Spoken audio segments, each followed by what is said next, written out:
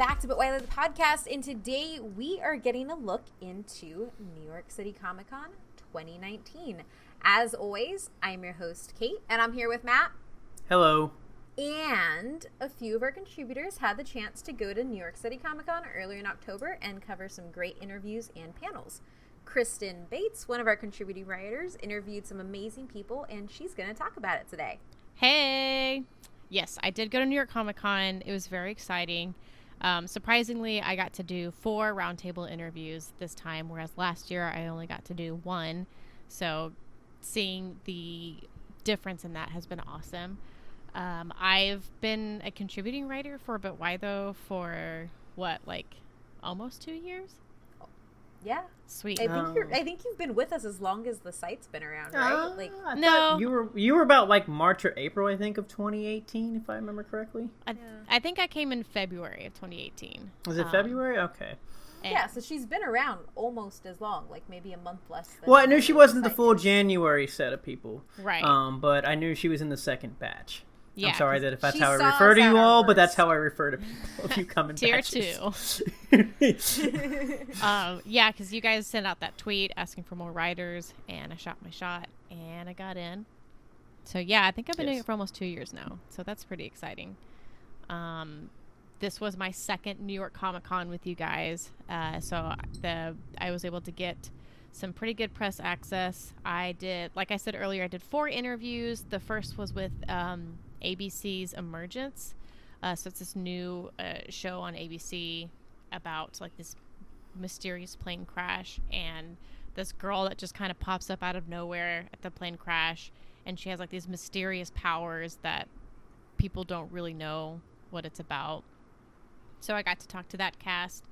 Donald Faison was in there, which is pretty exciting. I got to meet and talk to Donald Faison. I love him. Did you say Eagle?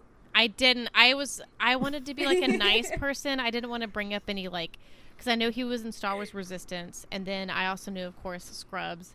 So I was trying to be very careful because we're only allotted a certain amount of time with these interviews, and he was also sitting with Ashley, who played the daughter of his character and Allison Tolman's character. So I didn't want to be brush Ashley off and say, "Hey, Donald." So I got to interview him. That was really cool. And then my next interview, I did Hulu's Castle Rock, which was really exciting.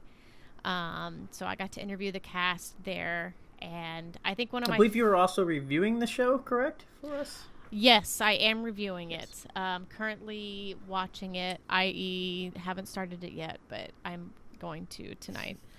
LOL. But don't worry, this gets posted in the future, so you've already watched it and everything. Yeah, I watched the first season, which was absolutely incredible. I was not expecting the ending of the season. If you want to talk about it here, we most certainly can, but we can definitely set it up for spoilers. So season 2 is what we did the interview on.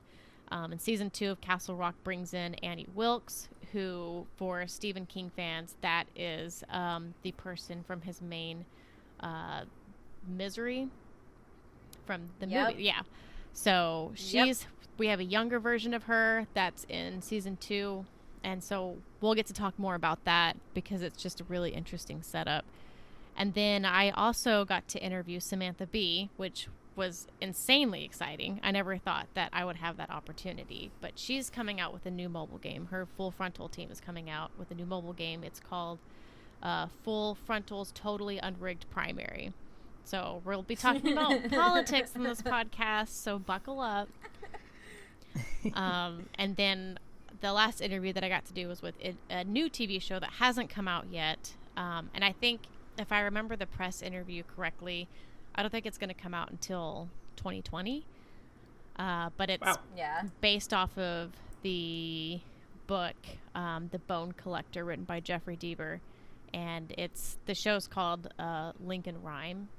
And it's about this investigator who's paraplegic, who's trying to figure out who the Bone Collector is. So if anybody's seen the movie starring Angelina Jolie and the main character, which I can't believe I forgot his name, Denzel Washington. Oh, no, it is Denzel Washington. Yeah. I thought it So was the funny thing is, Ryan. I always forget Angelina plays in that movie. Yeah, I know Denzel does, but probably. She also did Salt. I remember the beautiful white dreadlocks she had in that movie. So that's the commentary I'm bringing to this discussion. But yeah, the Lincoln interview was interesting. We only got to interview the executive producer and Russell Hornsby, who plays Lincoln Rhyme. And that was pretty much it. So we don't really know a whole lot of what's going on with that, but I am excited to talk more about that as well. So yeah, those are the interviews that I did. Really fun, exciting stuff. But we can talk about ABC's Emergence first. And well, before we get into that, I do want to say this is your second time being there, correct? Yes. As you said, right? This is my second time. I just want to point out, that I think you were the very first person to ever get anywhere from But Why, though, if I remember correctly. Yeah, it was funny because when you got your acceptance for New York City Comic Con, Matt and I got denied for PAX South, which is PAX West. Oh, PAX West, that's what it was. Yeah, At the very same time. Oh wow! Oh my gosh. Yeah, and then I think last year I was the only contributing writer with But Why Though that got a press pass for New York Comic Con. You were the very first person to ever get a press pass. Whoa! Okay, cool. That's what the whole point was. That's what I want to talk about. You were literally the very first person to ever get a press pass for us, and then it was New York City Comic Con.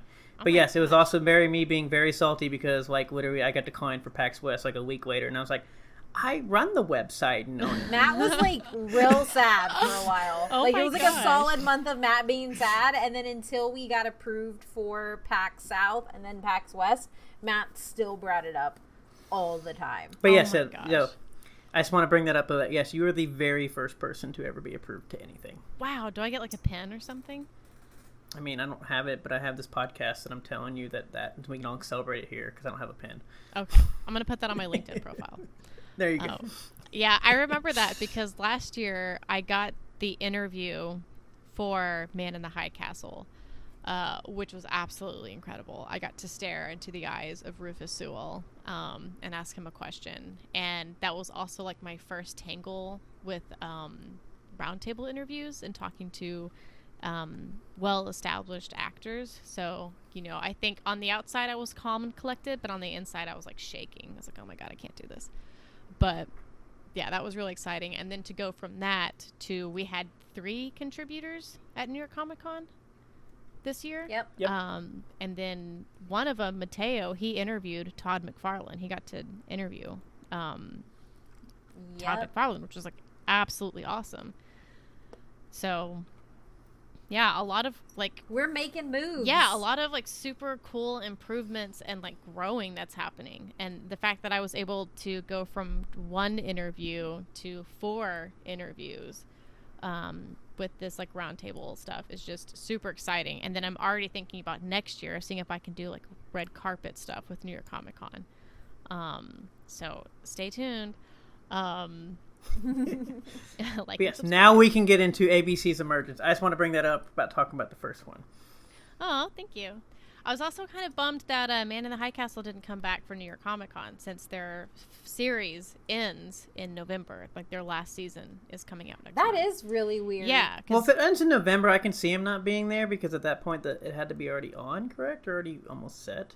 Well, it comes out. But it's its season finale. It hasn't come out yet. Yeah, the series finale. The series comes out November 12th, I think. So they would have a whole month between, New York Comic Con and that to promote the series ender and then even bring more people on board. Hey, if you haven't seen the first 3 seasons, they're all available on Amazon Prime, so you can watch all of that. So I was kind of bummed. I was looking forward to seeing them again.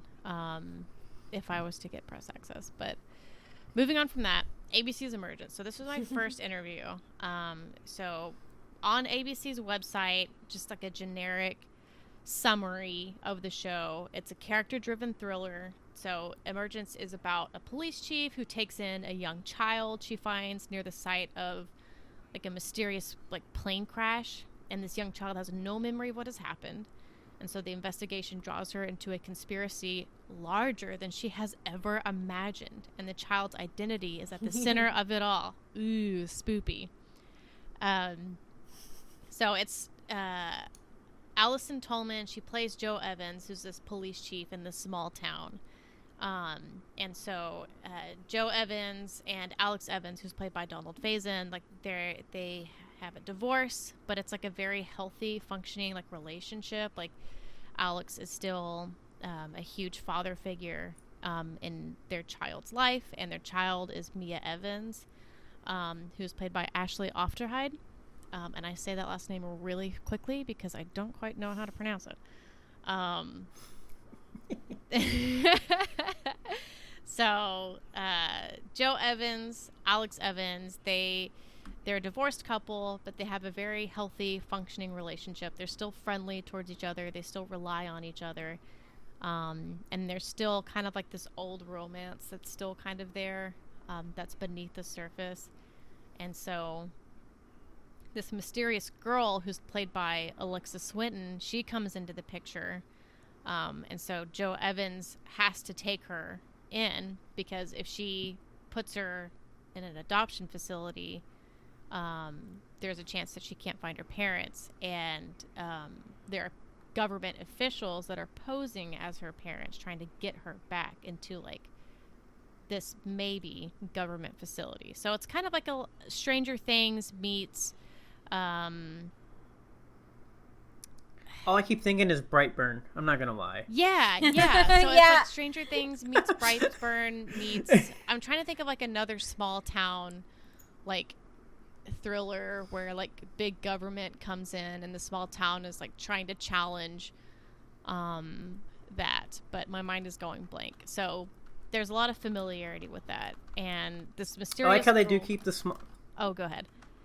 I was going to say, I like how they do have kept the small town mentality of we have a Benny, a Piper, a Joe, an Alex, an Ed. So they've definitely nailed down the names for this town. Oh my gosh, yes. So the mysterious girl that stays with the family, they name her Piper. We don't know who her real name is, what she's about. But so far, based on the show, it seems like she can manipulate a lot of metal objects, maybe like a little mini Magneto. And it has to do a lot with like magnetism too, because every time there's a site that has her manipulation on it somehow, there's like this strong after effect of like metal objects floating in the air, or like a high like electricity value to it. So there's like all of these unknowns, and I don't know if we want to get too spoilery with what's going on. I haven't seen this last episode that's come out this week, but it's up to you guys if we want to get spoilery with this.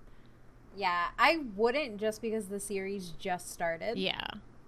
Yes. So we can use that as like a primer to get people into it, because it comes out. When does it come on? It comes on Tuesday nights or Wednesday nights.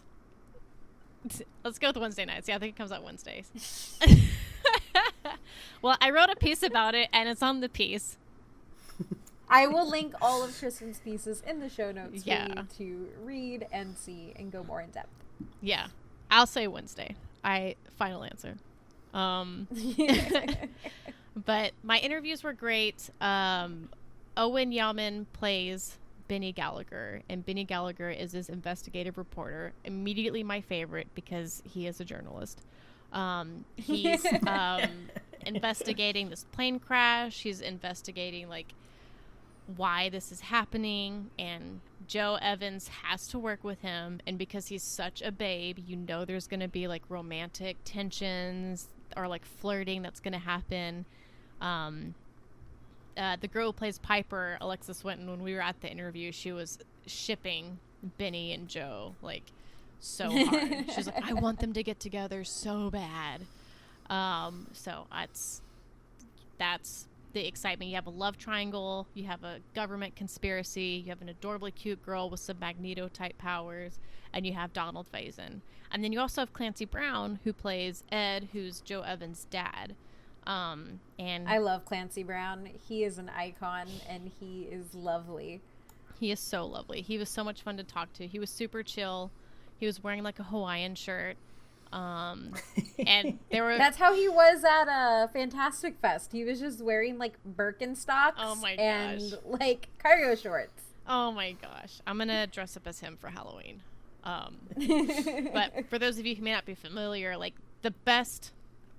cultural icon I can place him with was that he voices Mr. Krabs in SpongeBob, but he's also done like other amazing things. I've had like this weird like what's like the game? It's like 6 degrees of connection. 6 degrees of separation. Yeah. I've had a lot of that with these interviews because I interviewed Clancy Brown.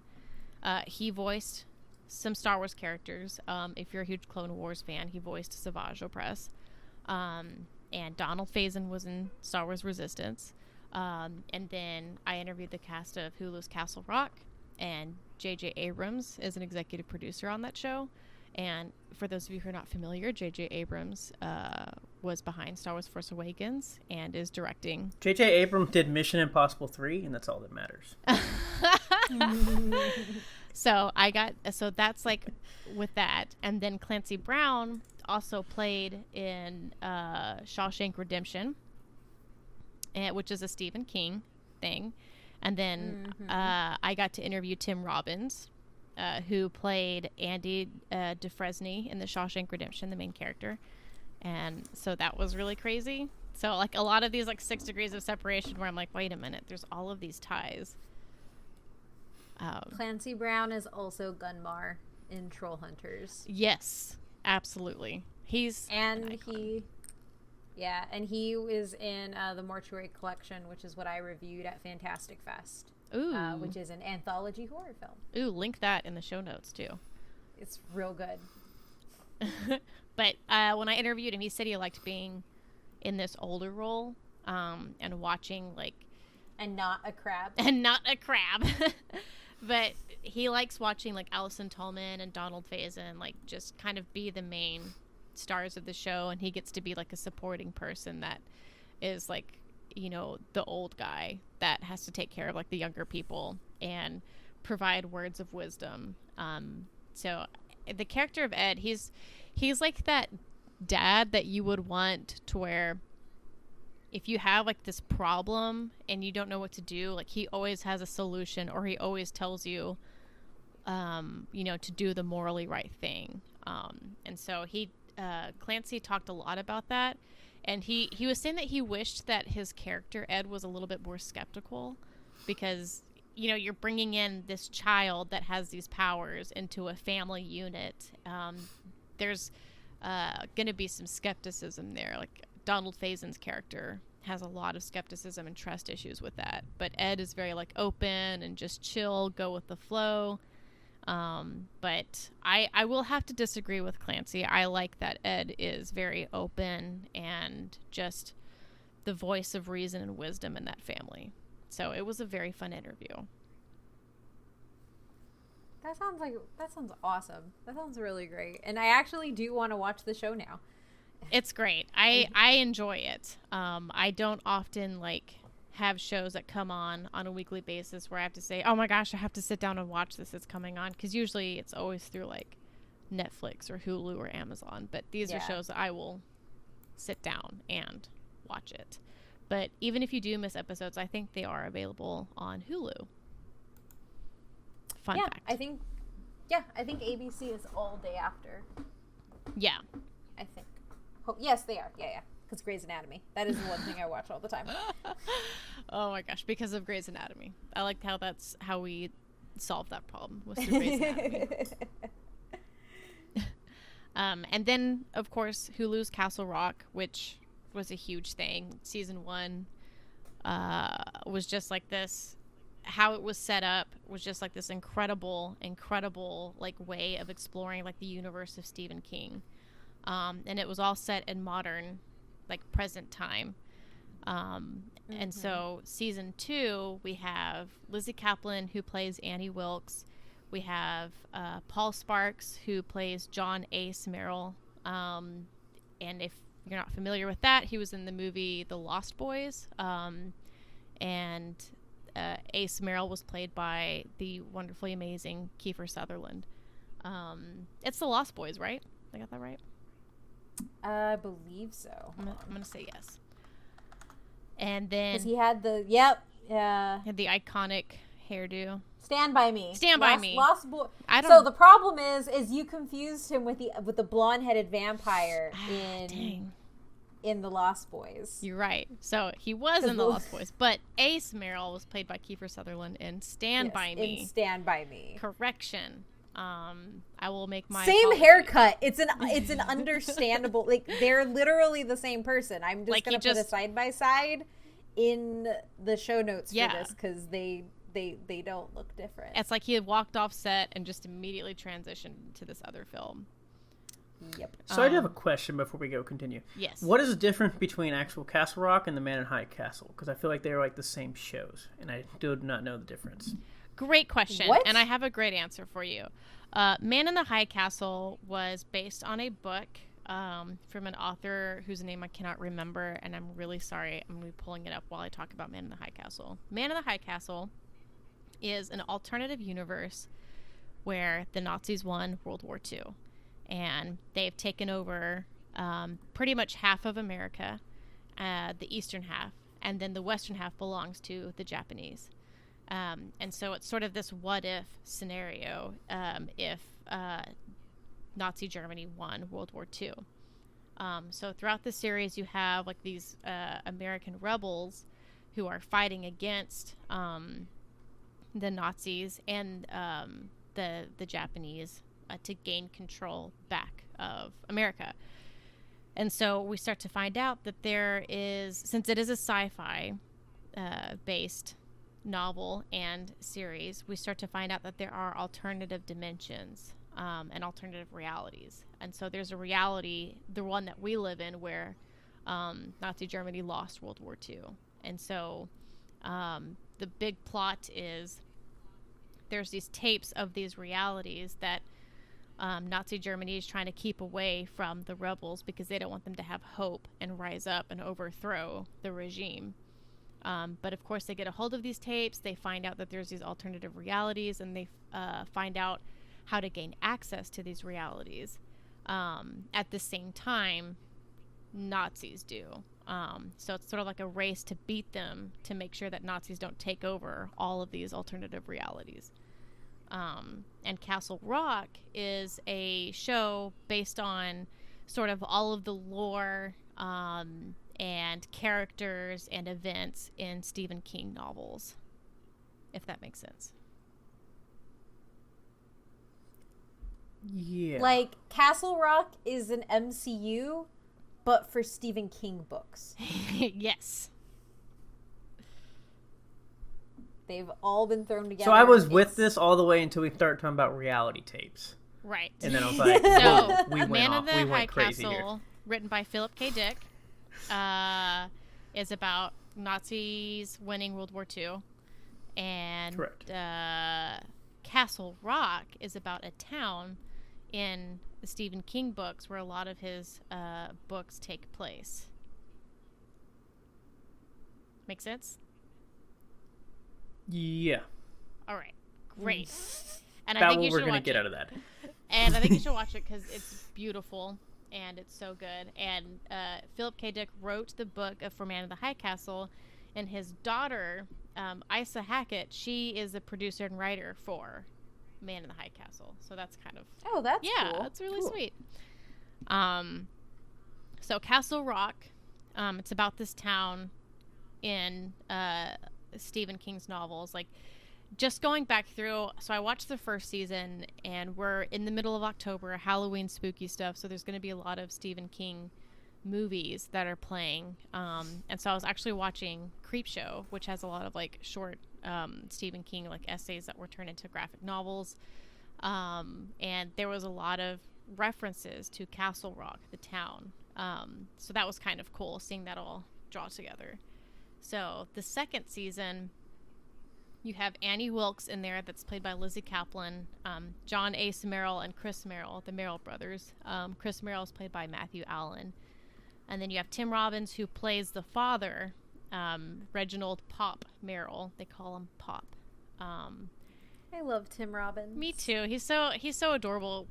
When we were interviewing him, like, I don't know, he was just so much fun to talk to and easygoing. And he was talking about how he was excited to come back into the Stephen King universe, and he was excited to work more on like the horror side of Stephen King versus like his role with Shawshank Redemption.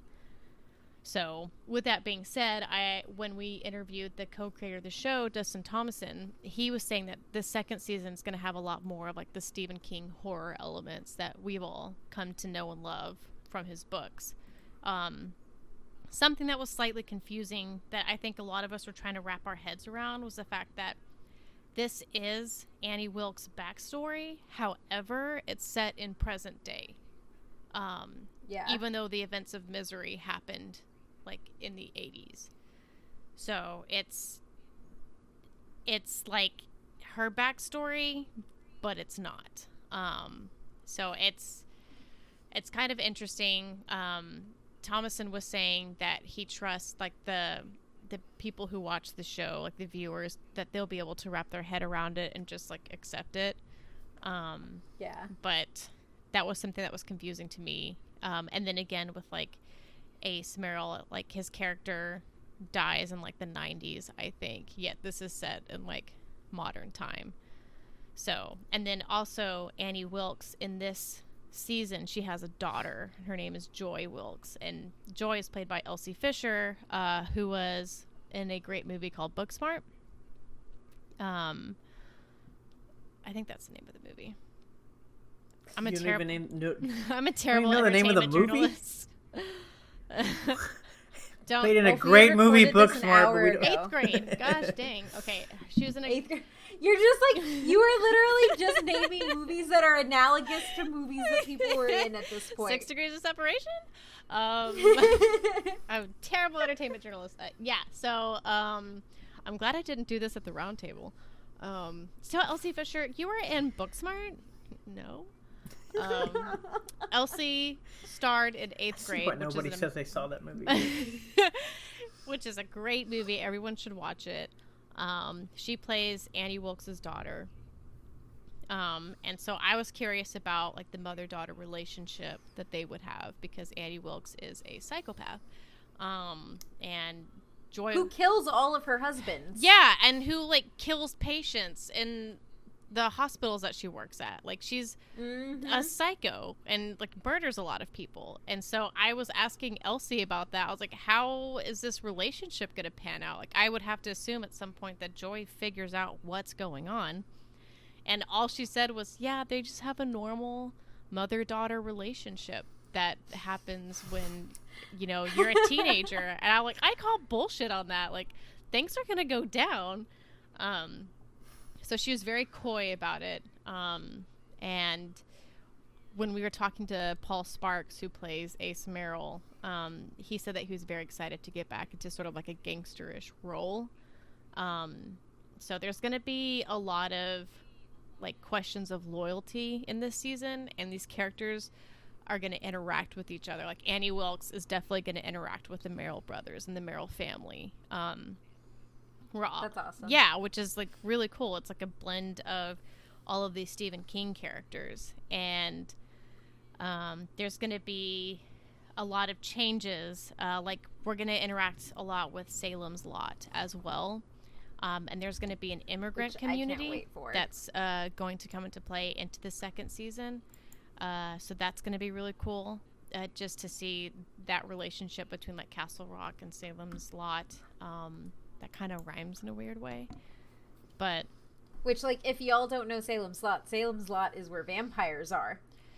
Yes, give me some sweet vampire action. I know you've been on a vampire kick lately, wanting Oscar Isaac to play Dracula, which I fully support. This Oscar Isaac, if you listen to this podcast, please reach out to any agent or team and say that you want to throw your hat in the ring for Dracula, because you will have support. Yes. Or if they did a remake of Fright Night and cast Oscar Isaac as... Ooh. Yeah, I just watched the like 1980s version of it. That would be real good. So like another remake. Yeah, like the second remake number 3. Yes. Just remake every movie with Oscar Isaac. It's fine. Yes, that was pretty much what I've been saying for the past 2 days. Yeah, listen to Kate. She's onto something. This movie, but Oscar Isaac. Yeah, I support it. I am engrossed in it. But yeah, so season 2, Castle Rock. I think there's 3 episodes available on Hulu now, and it's gonna have more of a horror element. We're gonna get a backstory with Annie Wilkes, even though it's gonna be set in present time. And then Pop, the father of the Merrill brothers, he's gonna be leaving his business. And he also said something kind of interesting, because he's when I interviewed Tim Robbins, he said that Pop was among the original 3 that dealt with the evil in Castle Rock. And I was like, what does that mean? Are we, like, this opens up a whole new can of worms. Like, I just threw out my questions because I was like, this is new. But he wouldn't elaborate on it. So there's things going on, and the cast members were saying that people in Castle Rock tend to forget about all of, like, the horrible supernatural elements that have happened. So it's like, we see the supernatural, we see the weird, but they're like The Sims, where they're just sort of like, oh, just going through my daily grind. So that's going to be interesting. I'm hoping that they'll address the evil. And I'm hoping that they'll sort of address how the last season ended. Should I talk about the last season, or should we just... You can do that. Okay. I think you can do that. All right. Spoilers ahead. So the last season ended basically where there was...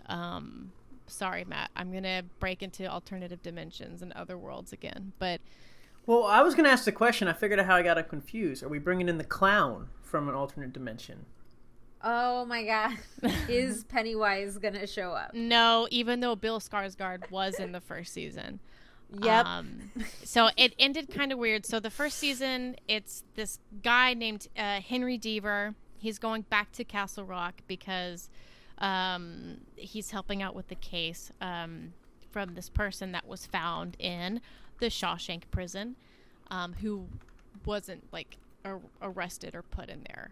He was, like, kidnapped and put in there by, like, the Shawshank prison main honcho. Forgot his name.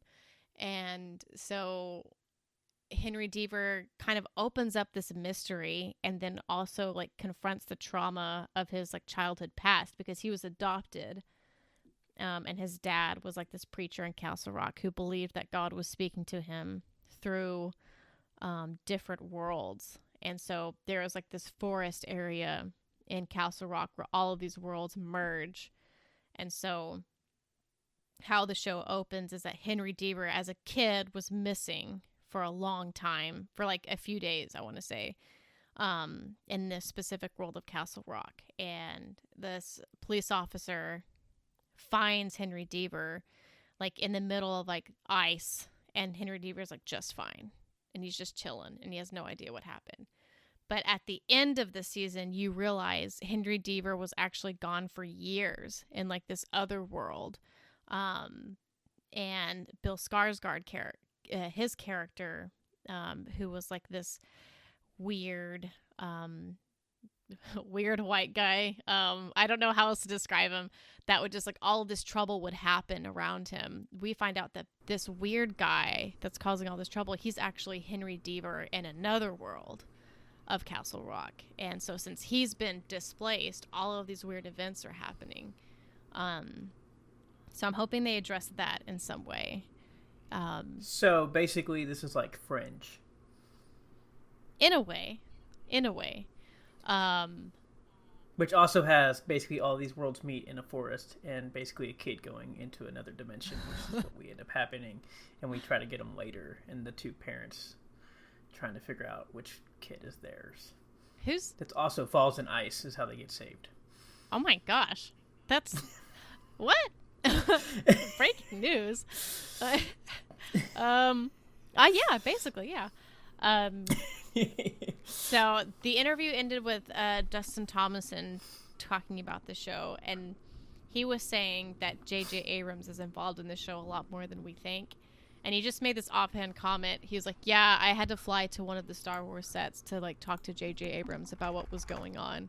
And I tried really coyly, I was like, what was that Star Wars set? And he was like, I can't tell you that. I was like, dang, so close. But yeah, season 2 of Castle Rock, I think there's 3 episodes available on Hulu right now. And you should definitely watch it if you're a Stephen King fan. Even if you're not, like, obsessed with Stephen King, or maybe you haven't read all of the books, this is still, like, a good, interesting, like, thriller show to keep you involved. There's a lot of good content in it. So the fun fact about this is J.J. Abrams actually created Fringe. Oh my gosh. What is happening? What are we unpacking here? I was like, I'm pretty sure J.J. Abrams created it, but I'm going to double check to make sure before I talk, because it's obviously, it's been over for a few years, but it was one of my favorite shows when it was on. This is some deep stuff. Like, what are we, like, uncovering here? This is a conspiracy. And then I got to interview Samantha Bee, and that was crazy. That was awesome. She's coming out with a new mobile game. Full Frontal is. It's called Full Frontal's Totally Unrigged Primary. So Samantha Bee is a part of it. Adam Warback is kind of like the production manager of it. Like, he oversees it. He also helped with the first mobile game that they made. It's called This Is Not a Game, The Game, which I love these titles. They're so funny. They're so clever. And then Roseanne Galayini, she is a part of it as well, and she's like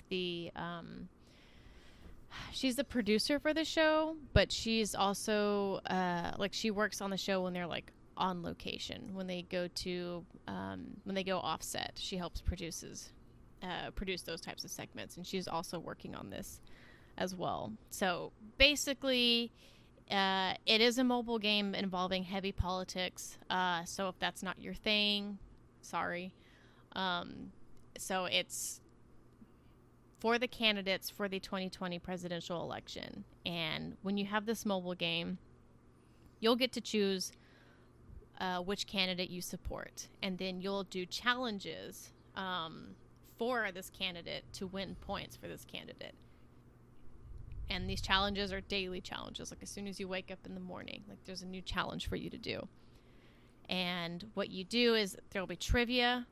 There'll be jokes and stuff that you'll have to do. I think Samantha Bee said, like, you'll have to rate the jokes, if they're, like, good jokes or bad jokes, along with, like, trivia and other types of challenges. And whichever candidate racks up the most points from these challenges, they will receive a donation from what Full Frontal calls Samantha Bee's swear jar. And so that's like a donation they'll give to the candidate that receives the most points through their mobile app. So you can play for any candidate that you want to.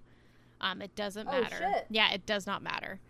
So any candidate that's still running for president. And so it changes with the news as well, because during this time, like, everything changes. Candidates drop out, and the more candidates that drop out, the more competitive it gets as well. Do they drop out? Yeah. Eventually, yeah. yes. I think Are we sure? I think one dropped out today that I forgot was running. Well, I guess that'd be the bigger question of I forgot was running was the main thing of that. Yeah, and they'll definitely have a list, but I have a feeling it's going to be like really popular candidates like Elizabeth Warren or Kamala Harris, or something like that. You pick whichever candidate you want, and Samantha Bee says it's like HQ trivia and fantasy football mixed together. So that's cool. Yeah. So it was a lot of fun interviewing them. You can just really tell that, there's a lot of satire and political humor behind it, but you can also tell that they really care about just making sure that people are informed about, voting, and how to vote and who to vote for and what their stance is, because not a lot of the American population vote. I mean, they vote for presidential elections, but for smaller local elections, the turnout is just not there. So they're hoping by doing this, it gets people interested in maybe their own local politics and like how they can help their community. And so you can tell that they're passionate about that. And, this mobile game, although it's going to be like kind of like the fun, like the stupid funny. There's going to be a lot of information in there as well that can help you make an informed choice. And they also said that you can change your candidate if like halfway through you don't like them and you're like, oh, I don't want to vote for this person anymore. I don't want to like play for this candidate anymore. You can change your candidate, and all the points that you got for that candidate will transfer to this new one that you're supporting. So yeah, that was pretty cool. And I actually want to play the game now. I don't like mobile games, but I like that. I like the way that sounds. Yeah, and it doesn't seem like too intense or heavy. And even if like life gets in the way, which it almost always does, like you can go back and complete challenges that you've missed from like previous days or previous events. And so they were saying really cool. that gets that'll come in handy later on when you're trying to when it gets to like the nitty gritty and you're trying to win the most points for the candidate, and you can go back and complete those challenges. And so it's for a good cause. You learn a lot about politics, about the politicians that you're rooting for, about the primaries, how that works, and you're also having a fun time doing it. And I even think Samantha Bee says that she sings in this mobile app, so if nothing else convinces you, Samantha Bee singing should be like the one. So I do have an interesting question. How many times are they probably going to have to update this app, though? That's a great question. Because we are following the news and with the game stuff, and you have to add content pretty much almost weekly to bi-weekly at this point. That's a good question. They never said anything about like updating. They just said that this game was pretty flexible with the changing newscape. So I would have to assume, based on that flexibility, you might be required to update a few times, unless they only have updates for like bug fixes. So I feel like maybe the first few weeks of the mobile game app, it'll be kind of wonky. But they didn't say, if they would have to update. So I don't know. Okay. And we don't have a release date for it. But Samantha Bee said that it would come out late October, and it is late October right now. So I checked the other day, and it's not in the App Store. I'm going to check again and see if we have that available. Yeah, because I was going to ask you about this, because what is the, I guess, because obviously these are fun, and obviously it's a mobile game and whatnot, but what is the actual, outside of like information based, is this more towards a long-term project, or just something we're going to run this for about a year to year and a half, and then that's about it, and we'll wrap it up?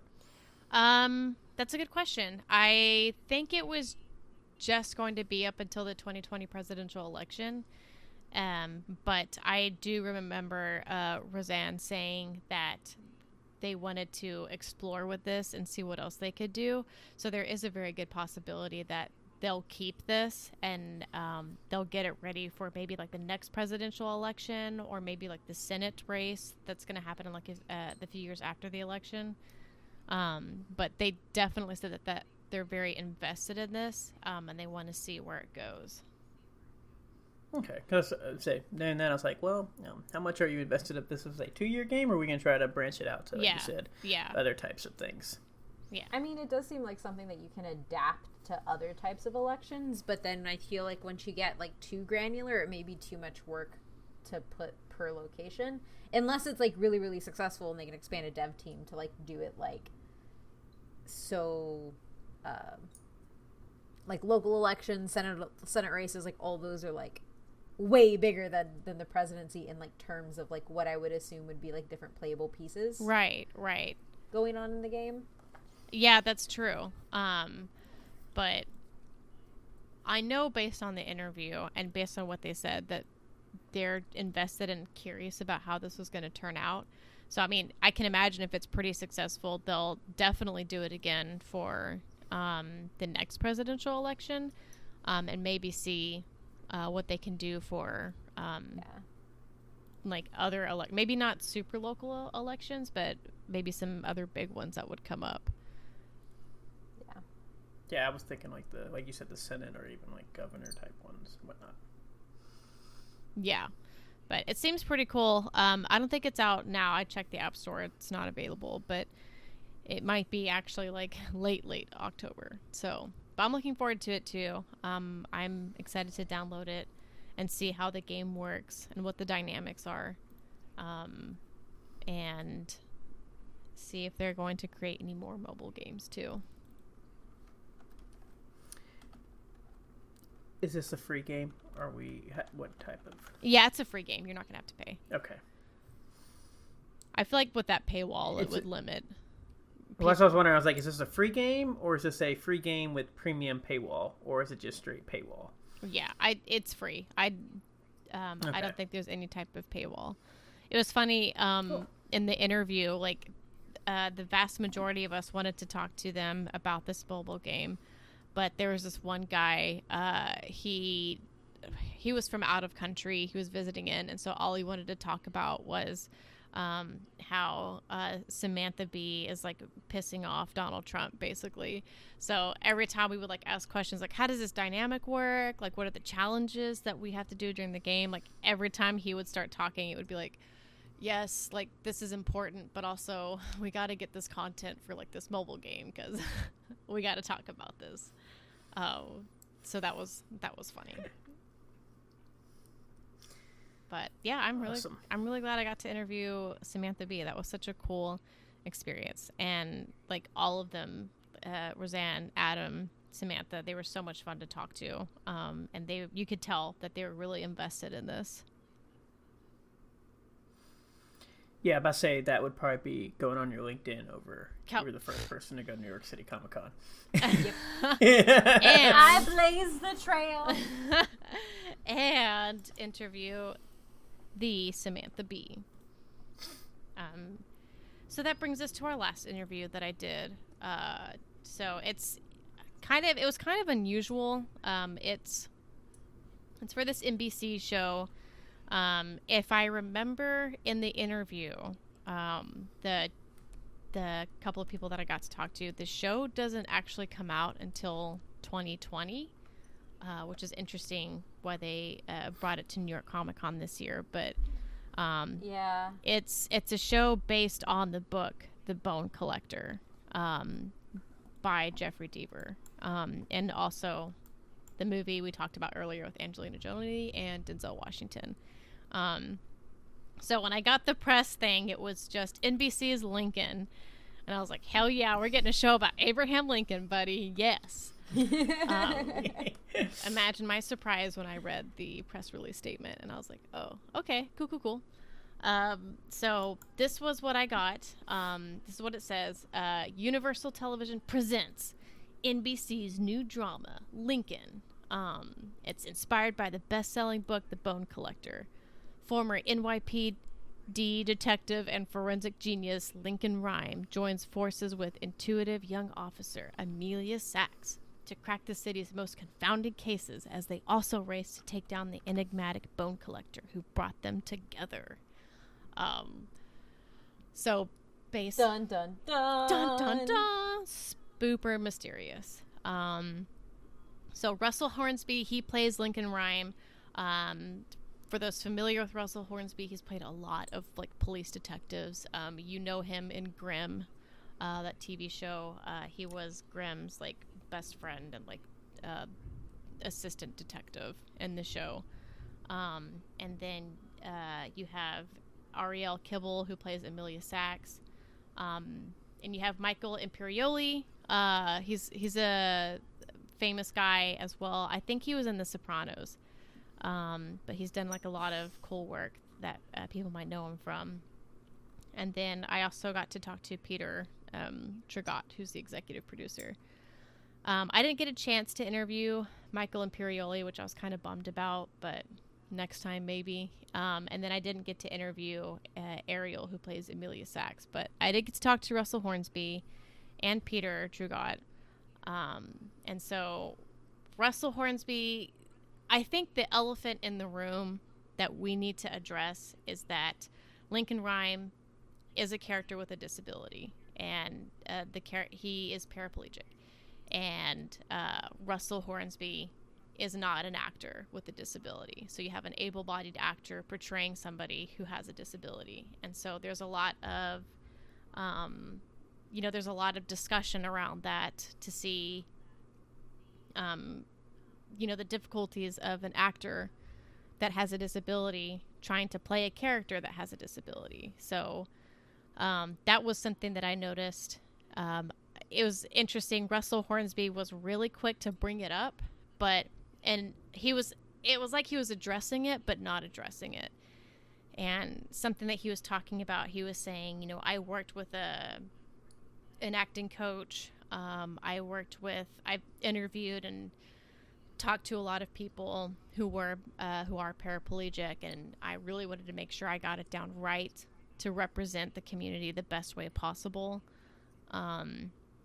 Which is, all well and good. Like, I'm glad he did that. I'm glad he didn't just like show up and was like, yes, I can do this. But it was very much a moment of, I'm an actor. I should be able to be challenged, and play like these challenging roles. Almost like a Scarlett. It was really close to being like a ScarJo quote. And I was like, oof, this is going to be an awkward table interview. But, I think he was quick to address it, but in a non-confrontational way. I still don't know how I feel about it, because there is that larger discussion of, having actors who have disabilities, like giving them the opportunity to act, and to do their job. So I don't know what you guys think about that. It's one of those things where, like, I personally just don't have any thoughts on it, just because that's not my area, the same way that, like, I wouldn't want somebody who, like, isn't Latino, like, speaking from that area. Mm-hmm. So I just kind of, like, I don't form any thoughts. Like, that's not my positionality. So whatever I say is gonna not be as valid or weighty as somebody who is disabled. So I just kind of, absolutely, I would rather not speak on that. Of course, I don't have that range to speak on that. So yeah, absolutely. I totally see that. I'll be interested to see how it's done when the show actually comes out. I can tell that Russell Hornsby is definitely invested in the character.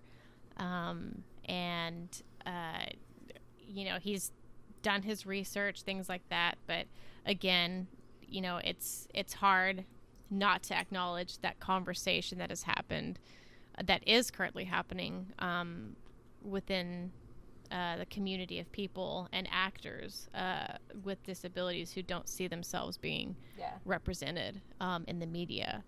So, So Lincoln Rhyme, he's paraplegic. He can't, go out in the field and find the bone collector, but he can investigate. He's a forensic genius. That's what they call him. He's like the very best at solving crimes.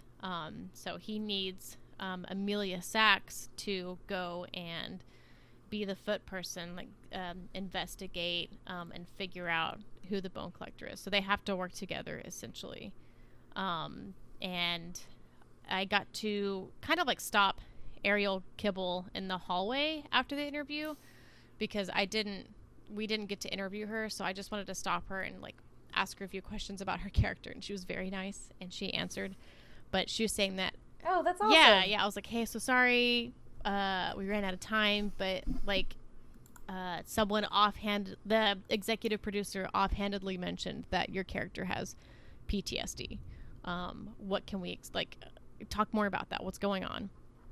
And so she was saying that her character Amelia in the series is going to have to deal with or go through her PTSD while finding the bone collector, and she has to go through a lot of trauma that she's experienced in the past that we'll get to learn more of as the series goes on.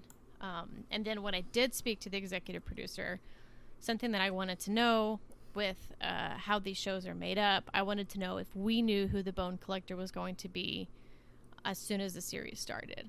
And so Peter said that, yes, we will know, but Lincoln Rhyme and Amelia Sachs won't have an idea.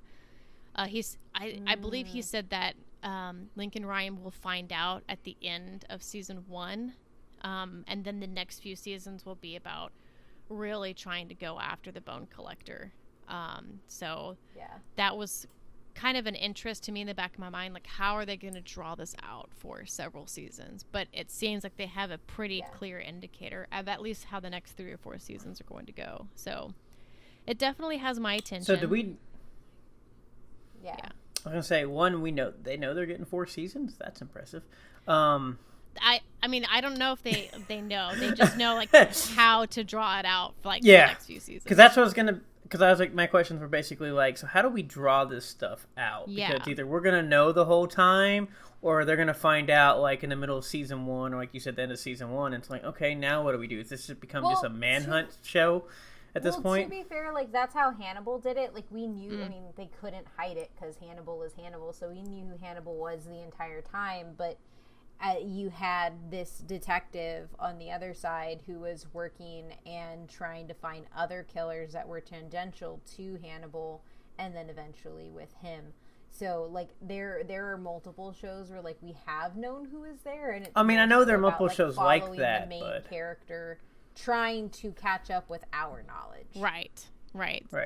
So I feel like there's going to be a lot of seasons where like they're solving different crimes that may not be the Bone Collector's doing, just to kind of like fill in the gaps. Like it's going to be maybe like a Law and Order SVU type thing. Dun dun. I just wanted to say that so I could do that. I know this is probably weird, but I keep bugging me and I keep thinking about it. I'm sure it wasn't asked, but like, why did they name it Lincoln? I'm assuming obviously from the main character, but like, I feel like you every time I read that, I'm like, that is like the last thing that comes to my mind. I know. And I'm just kind of more working from like a marketing of like, you said Lincoln, I'm like, we talking about Abe Lincoln, we talking about like the car Lincoln. Yeah, I think we got Matthew McConaughey commercial going on. Abe Lincoln, or I think Lincoln from the 100, which was a TV show on the CW. Yeah, I was really excited when I saw that because I was like, yes, Abraham Lincoln, it's finally happening. He gets his own TV series. But so that's all it said in the press email was just the quotes around Lincoln. But when I saw like the presser poster, the full thing said Lincoln Rhyme, Hunt for the Bone Collector. So that's on the poster. But then I also feel like once they find the Bone Collector after a few seasons, like the hunt is over. Are they going to have to change the name, or I don't know. All excellent questions. They didn't quite address that, but maybe since it's not out yet, they can probably change it to like Lincoln Rhyme, or I don't know. Yeah, but I think it's Vin Rhyme's brother at this point. There have been like different movies that have like debuted with like a different name, and there have been shows that have debuted with different names when they started their press tours. So that very well might happen. Yeah. Because they can't call it the Bone maybe they think it's... Yeah. Because they'll figure out who the Bone Collector is after the first few seasons, and then they'll be like, well, shit, we don't have a show anymore. Yeah, no, I mean, obviously, I'm sure they might have had a good reasons, everything. I was just wondering if you happen to know, because to me, like I said, when I see, like, I'm like with you, when I see this, this was, like, probably taking me about 100 guesses before I would have got to this. Yeah, I was not expecting the Bone Collector at all. Like, I popped that email open, and I was like, oh, wow, I haven't thought of that in a long time. I guess which is perfect for a TV show if people haven't thought about it in a long time. Yeah. So I'll be curious about it. It definitely has my attention. So when it comes out, I'll definitely check it out, and see how everything fits together. But yeah, it was an interesting interview. I was only able to interview like 2 people out of the 4 that were there. Just because of a timing issue.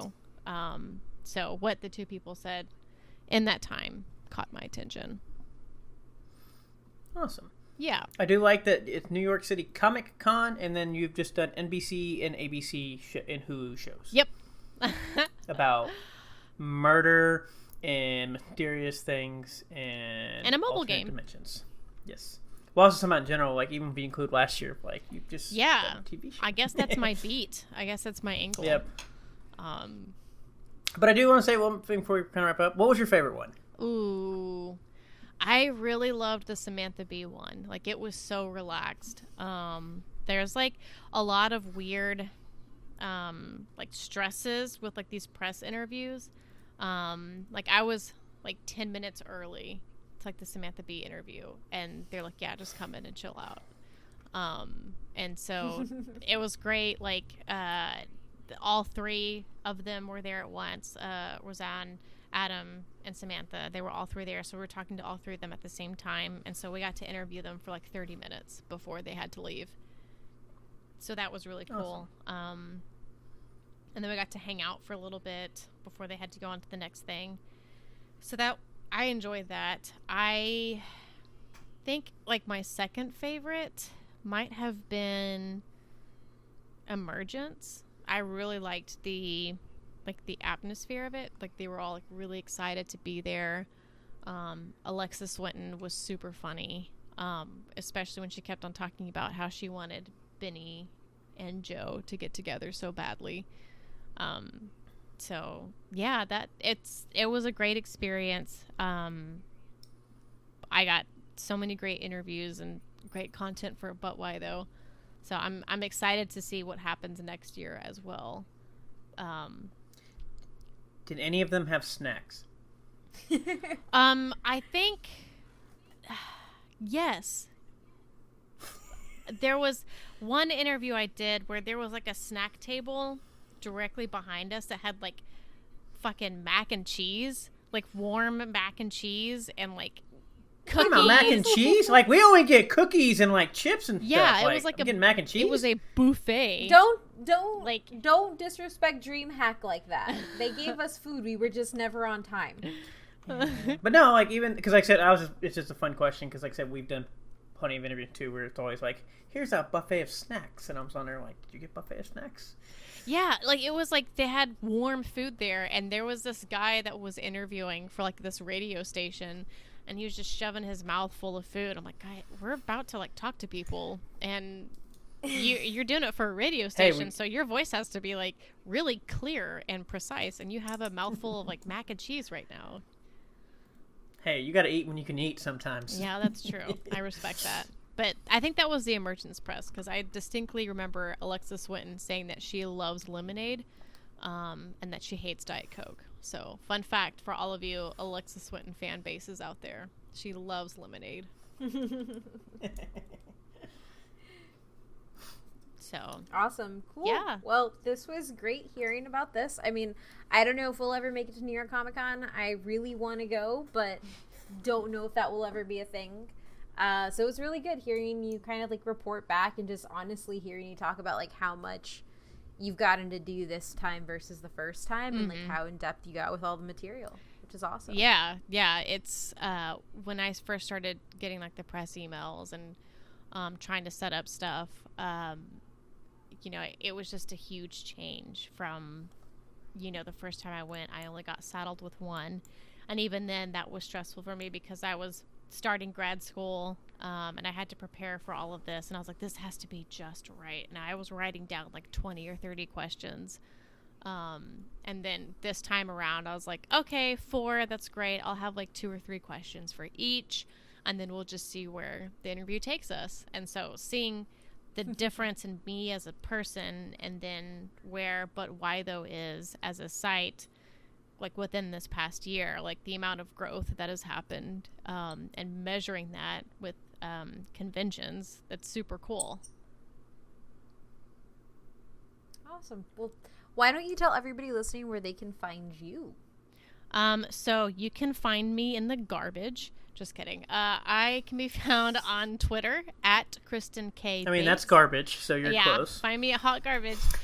Kristen K. Bates, Kristen, the correct way to spell Kristen. Shots fired. And you can also find me on Instagram at Kristen K. Bates. I have a website that has all my writings, and like video packages. It's get ready guys, KristenKBates.com. I've branded myself. So that's where you can find me. I'll be posting like dank memes and stuff on Twitter, so it's pretty exciting stuff. And then of course I'm a contributing writer for But Why Though, so you can find all of my stuff on butwhythoughpodcast.com. Awesome. And then as always, you can find the podcast at But Why Though PC on Twitter. It's where we're most active. And if you like what you're hearing, head on over to our patreon.com/butwhythepc, and help us a little bit. $1 a month. Give us money. Yeah, maybe. That. Help me, I'm poor. Help me, I'm poor. Anyway, you can find me at omamithrandir on Twitter. Matt? You can find you where? At omamithrandir on Twitter. Oh, I didn't hear the last part. All I heard was, you can find me, Oman, and then Matt. And I was like, what? I'm sorry. You cut out. You can find me at omamithrandir on Twitter. Matt? I'm going to go attempt to watch something on Hulu until I get commercials, and then I will turn it off and go back to Twitch.